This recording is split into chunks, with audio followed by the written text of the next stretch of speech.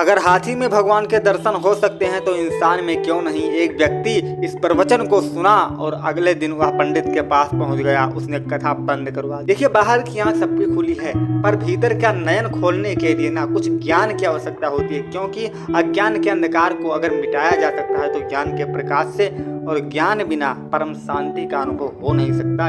ये ब्रह्मांड का नियम है। एक बार एक बहुत बड़ा कथा पंडाल लगा था, उसमें कथा चल रही थी। महाराज जी बैठकर अच्छे से प्रवचन दे रहे थे, तो सभी श्रोता बैठकर आराम से सुन रहे थे। तो महाराज ने कथा कहते कहते एक बात कही, जितने भी जीव निर्जीव हैं इस पृथ्वी पर, सब में भगवान का दर्शन करना चाहिए। जितने भी जीवधारी सब में भगवान का दर्शन करो, हर वस्तु में भगवान को देखो, उनको प्रणाम करो। यह बात एक व्यक्ति ने सुन लिया, अब उसको चस्का लग गया। उसने सोचा चलो ऐसा करके देखते हैं, और उसने वहीं से नियम ले लिया कि आज से प्रैक्टिकल करेंगे।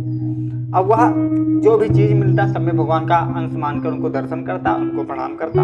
ऐसे ऐसे करते चला गया। तो एक दिन समय बीता, तो एक दिन वो जंगल के रास्ते से कहीं जा रहा था।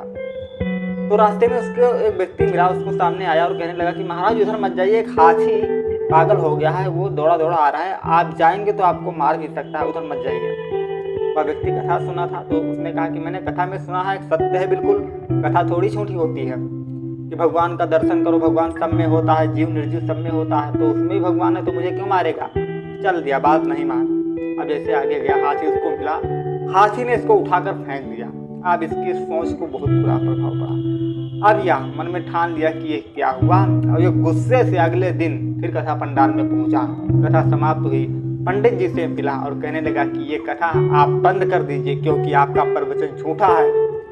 पंडित ने कहा हुआ क्या है बताओ। और कहने लगा कि आप पहले इस कथा को बंद कर दीजिए, क्योंकि बिल्कुल झूठी कथा कहते हो आप, कोई इसका अर्थ नहीं है। आपने कहा था सब में भगवान का दर्शन करो, प्रणाम करो, मैंने वैसा ही किया, लेकिन कल एक हाथी ने मिला, उस हाथी ने मुझको उठाकर फेंक दिया, ऐसा क्यों। पूरी बात इन्होंने पंडित से कही। पंडित ने कहा कि तुमने हाथी में तो भगवान का दर्शन किया, पर वह व्यक्ति जो तुमको बताने आया था कि उधर मत जाओ, हाथी पागल है, तो उस व्यक्ति में तूने भगवान का दर्शन क्यों नहीं किया। वहीं से इतनी बातें सुनकर इसके भीतर की आंख खुल गई। बाप की भी आंख खुलनी चाहिए। इस कहानी का नैतिक सार यही है कि भगवान का दर्शन हम करते हैं, पूरी बात को सुनो समझो तब अप्लाई करो। वैसे ही किसी पर एक उंगली मत उठाओ, वरना 3 उंगली तुम्हारी तरफ। इस कहानी का सार्थकता आपको जरूर समझ में आया होगा। Thank you.